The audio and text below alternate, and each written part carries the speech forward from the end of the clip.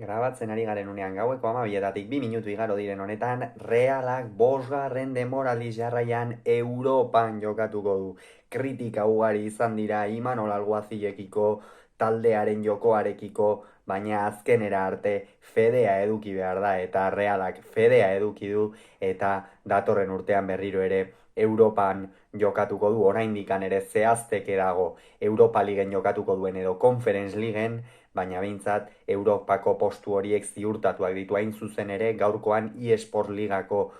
36. jardunaldian Valentziari 1-0 irabazi dio talde txuri-urdinak kanoetan, oso norgehiagoka garrantzitsua zen gaurkoan Europa baieztatu zitekeen, irabazi ezean arazo handietan sartu zitekeen Reala, baina behartzen unean hortxe azaldu behar ziren jokalariak eta Valentria ederra egin dute beste urte betez ere. Hamaikakoak errepasatuko ditugu, baina aurretik gogoratuko dugu Realak Bartzelonaren aurka galdu egin zuela astelenean 2-0 emaitzarekin, Valentziak berriz usna berdindu zuen Raioren aurka, Valentzia iaia jokoan ezerretzuela iritsi da gaurko norgehiagoka honetara, baina noski egin duen denboraldi onaren ostean edo, ahalik eta ondoen amaitzeko helburuarekin, ez da. Reala honelaxe atera da, Imanolek Remiroren aldeko apustua egin du atepean, Odriozola izan da eskuinegaletik, Tierni ezkerregaletik, Lenorman eta Patxeko atzealdearen erdialdean, Turrientes izan da gaurkoan euskarri moduan, Merino eta Zaharian apur bat aurreratuago zela jerdian, ostean aurrealdean, eskuinaldetik Takekubo, ezkerraldetik Barrene eta goian Andre Silva izan da. Valentziak berriz Barajak 11 jokalari hauen aldeko apustua egin du, Mamadasvili izan da atepean, lauko lerroan atzealdean Fulkier ezkerregaletik, Thierry Correia eskuinegaletik, Mosquera eta Txenk Osakar atzealdearen erdialdean, euskarri bikoitza osatu dute Javi Gerrak eta Hugo Guillamonek, erdipuntan izan da Andre Almeida, ezkerraldetik Diego López, eskuinaldetik Peter eta goian Jaremtxuk izan dira. Norgehiagoka hasieran Realak susto handi xamar bat eraman du, izan ere Jaremtxuke gola egin du, baina zorionez jokoz kanpoko posizioan zen aurrelari Ukraniarra, baloi luze baten ostean Jaremtxuk bakar-bakarrik geratu da, baina gero errepikapenean nabarmen xamar ikusi da nola hanka apur bat aurreratuago zuen, eta hor lehenengo susto horren ostean, gero barealdia etorri zaio Realari, izan ere sekulako baloia ipini diote Takekubori, honek pase akrobatikoa eman du, eta benetan ikeragarria izan da. Takekubok Andre Silbari eman dion pasea eta Andre Silbak buruz area barruan ahoko zuloan ez du barkatu. Ez du denboraldi ona egin Andre Silbak, ez da Realaren fitxaketarik onena izan, ez da gutxiagorik ere, baina gaurkoan behartzenean hortxe egon da unean eta Realari garaitzeko gola eman dio. Hortikan aurrera Realak oso kontrolpean eduki du norgehiagoka eta beste behin ere azken asteetan astero ari gara ipatzen, baina beste behin ere Beñat Turrientesen izena ezin da ipatu gabe geratu. Ze norgehiagoka jokatu duen berriro ere Beasaindarrak. Lau bider laueko kotxe bat edo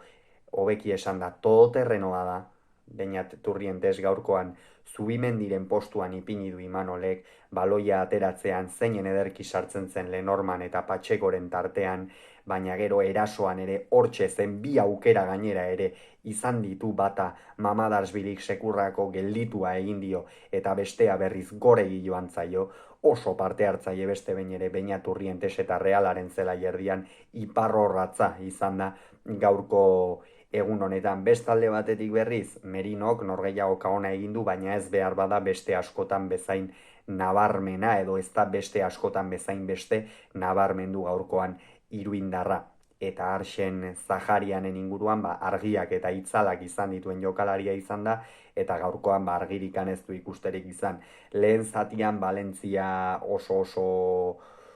galduta ikusi dugu zelaian ezin jokoaren dinamika eduki, eta gainera une batean 10ekin geratzeko zorian ere izan da, izan ere Hugo Guillamonek txartel horia ikusi du, gero gorria ere ikusi zezakeen lasai ederrean Mikel Merinori atzealdetik korpazurdean eman dion zartakoaren ostean, epaileak bigarren txartel horiez erakustea erabaki du, eta horren ondorioz Hugo Guillamonek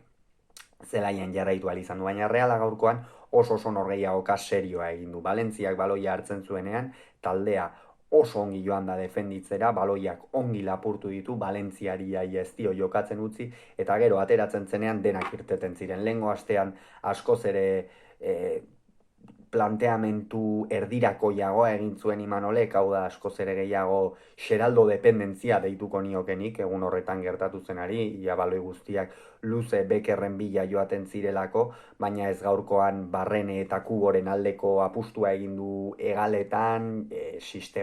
ohiko sistemara itzuli da, Andres Silva ere puntan parte hartzaile ikusi du gaurkoan, gainera gola egin du, baina gaurkoan beste behin ere, bigarren zatian Kubo esango nuke hobeto, baina Barrenetxearen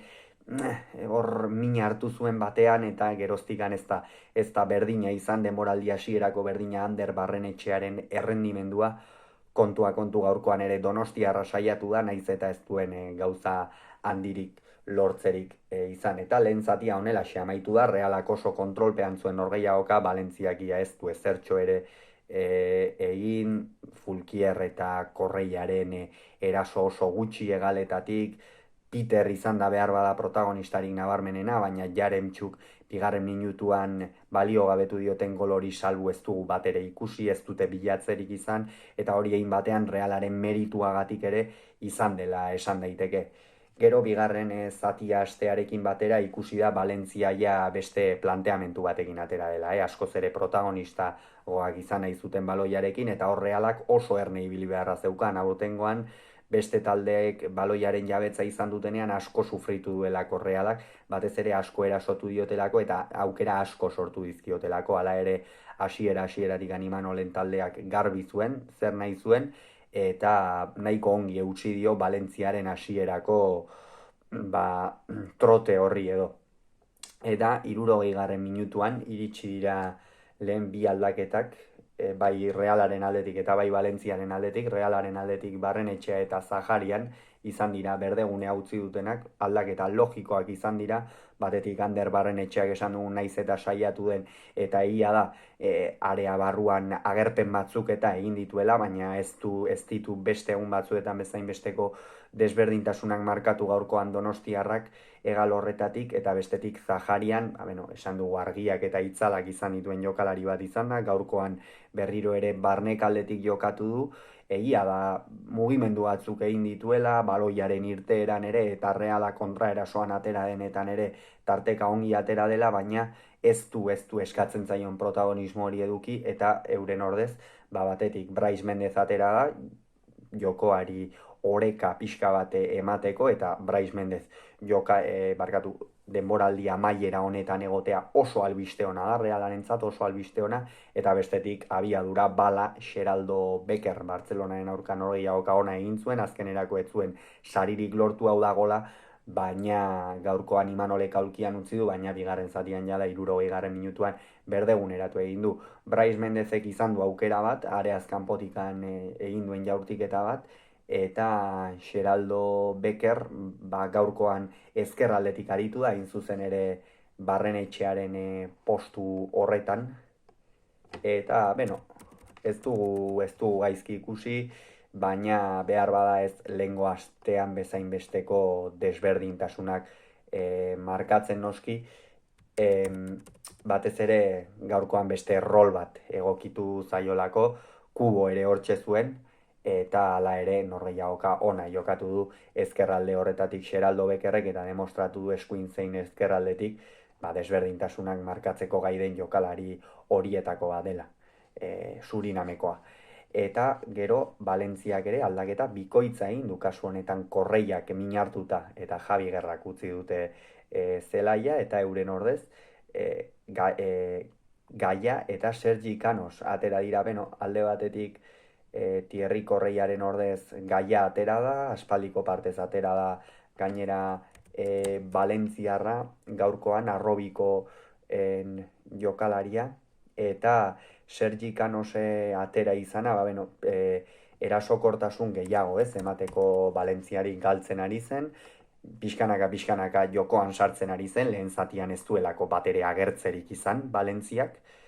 eta hortxe Canos atera du, apur bat Almeida atzeratu du hor, eta, Kanos egalean sartu du, Diego López pixka bat erdira xeago, eta, Kanosek ere ez du arrisku handirik sortu, egia da aukera oso garbi bat izan duela Valentziako arrobiko jokalariak, baina beste aldetik gaurkoan gaia ikusi da, edo nabaritu da, apur bat lesiotik anitzuli dela, ez du beste askotan bezain besteko arriskua sortu, normalean jokalari oso erasokorra da, erasoan asko parte hartzen duena, gainera ezkerreko oin horretan eskularrua duela dirudi, baina gaurkoan lesiotik aterata minutuak eman dizkio Barajak, baina ez du bere errendimendurik onena eman, ez da gutxiagorik ere. Eta hortikan aurrera, Realak pixkanaka jokoaren kontrola berreskuratzen joan da, baina jada apur bat norgehiagoka utzita zegoen, behar bada Realak baloiaren jabetzak gehiago zuen, aspaldiko partez Reala gainera norgehiagoka kontrolpean zuela ere ikusi dugu, egin batean, baina 71. minutuan beste bi aldaketa egin ditu, kasu honetan Mari atera du Peterren ordez, Mari hain zuzen ere erdiko aurrelaria, are erasokorrago jokatzera joan da Pipo Barajaren taldea, eta gero Hugo González atera du Yaremtxuken ordez. Hugo González egalean kolokatu du, eta hor Marik ere aukera ederra izan du, esan dugu, Kanosek lehenengo eta gero Marik, 70. minutuan horixe izan da Remiroren norgehiagoka osoko geldiketa bakarra, Kanosi eta gero Mariri jarraian atera dizkionak, baina Mari orokorrean oso desagertuta ikusi dugu, ez dugu jaia arriskurik sortzen ikusi, eta González berdin, behar bada Valentzian bigarren zatian arrisku gehien sortu dena Sergi Kanos izan dela esan daiteke. Gero Realak berehala ere erantzun egin du aldaketekin, kasu honetan Odriozola gaurkoan, Álvaro Odriozolaren horreiagoka ipatu egin behar da, ez dakit goizean bere hipodromoko zaldi egin edo izan den, baina behingoz eskuin egal horretatik Realeko astapen horietan ikusi genuen Álvaro Odriozola hori ikusi dugu, lasterkaldiak egiten, Fulkier gainditzen, une askotan, faltak ere atera ditu, eta benetan pozgarria Álvaro Odriozola egiten ari den denboraldi amaiera hau, bere ordez Amari Traore atera da postu berdinean, hemen ez du sistema aldaketarik egin Imanolek, eta bestetik Andres Silva gaurkoan behingoz gola sartu du, gainera parte hartzaile ikusi dugu, egia da ez dituela aukera, 1000 aukera izan, baina eduki duen hori barrura bota du, eta bestetik Amari Traoreren denboraldi amaiera hau Odriozolaren ona izan dela edo izaten ari dela esan dugun bezala, Amari Traoreren nahiko zapore gazia uzten du, ez? Gaurkoan ere hor egon da jokaldi bat, baloia lehenago askatu behar zuela edo beste erabaki bat hartu behar zuela, eta ia Valentziaren kontraeraso bat etorri dela, eta erasoan ere ez du fin ikusten, eta demoraldi amaiera uste du luze egiten ari zaiola, eta bestetik kapitaina naiz eta gaur ez duen aukerarik izan, beste behin ere emaitza eusteko bikain aritu da Mikel Oyarzabal, bere esperientzia, bere veterania hori oso ongi erakutsi du beste behin ere jokalari eibartarrak, eta Realari beste behin ere asko eman dio. Eta gero, hortikan aurrera, egia da, Reala pixkanaka ja galtzen ari zela, dinamika galtzen, Valentziak aurrera egin beharra zeukan golaren bila joan dira Barajarenak, aldaketek ere hori erakutsi dute, aldaketa oso erasokorak izan dira, eta gero Tierni kendu du, gaurkoan kieran Tierni aspaldiko parte zirten da, lehengoan Bartzelonaren aurka minutuak izan zituen, Aranburu atera da, Bartzelonaren aurka titular izan zena, bikain Aranburu gaurkoan ere jokatu dituen minutuak, etzen rol erraza, Valentzia jada dominatzen ari zen, eta lan asko egitea tokatzen zitzaion naiz eta 7 minutu gehi luzapena geratu, baina beste behin ere oso ongi, bai erasoan eta bai atzealdean. Eta Tiernik norgehiagoka ona egin du, ikusi da, nabarmen lesio batetik itzultzen zela jokalari eskoziarra, baina naiz eta erasoan ez duen asko eman, defentsan ederki. Eta azkenik Diego López kendu du, gaurkoan erabat desagertuta ibili da, eta Amala sartu du Pipo Barajak. Eta beste jokalari bat ere aipatu nahiko nukena Jon Pacheco. Jon Pacheco gaurkoan ere norgehiagoka oso ona egin du, baina batez ere Valentziakor goian bilatzen zituen baloi horietan zeinen ederki aurreratzen da zen Elizondoarra eta azpimarragarria datu hori baita ere. Eta zer esan Imanoletaz, beste urtebetez Reala Europara eraman du, askok berak jarraitzea zalantzan ipintzen zuten, nik uste berak eskubidea irabazi duela oraindik kontratua duen honetan jarraitu edo ez erabakitzeko, orain Europan sartuta ia 100% jarraituko du Imanolek eta albiste pozgarria hori ere Realarentzat, beste behin ere Europan izango da Reala, 5. urtez jarraian Valentria ikeragarria txuri urdinek eskuratu dutena, eta orain ikusi beharko da Europa League ala Conference zer jokatuko duten. Hauxe beraz, gaurkoz esan beharrekoa, hurrengoan gehiago izango duzu, bitartean ongi izan, agur.